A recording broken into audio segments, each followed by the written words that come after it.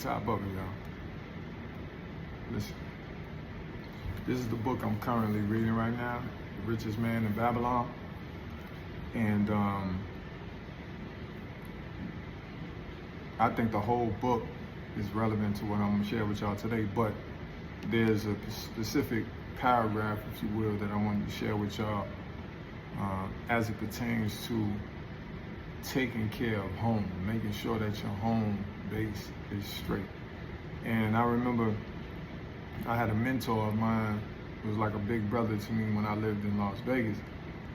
And he had told me one time, he said, "New child, make sure that whatever you do, you always make sure you have a place to stay." He said, "Don't do anything with your money or your time or whatever that's going to, or you know what I'm saying, your actions, period, that's going to jeopardize you having a roof over your head and a refrigerator to go into with food waiting for you." And since then, I made certain decisions or mistakes, if you want to call them that, or made certain choices where it has jeopardized my living situation, right? Where I've gone through 2 evictions. And it always made me think back to what he told me. Always make sure home base is straight. Which leads me to what I'm about to read to y'all in this book. It says, "That man who keepeth in his purse both gold and silver that he need not spend is good to his family and loyal to his king," and his king being God. "The man who hath but a few coppers in his purse is indifferent to his family and indifferent to his king. But the man who hath naught in his purse is unkind to his family and is disloyal to his king, for his own heart is bitter." Now, I'm not going to get way deep off into that. I'll just say the moral of the story is take care of your business, or your business is going to take care of you.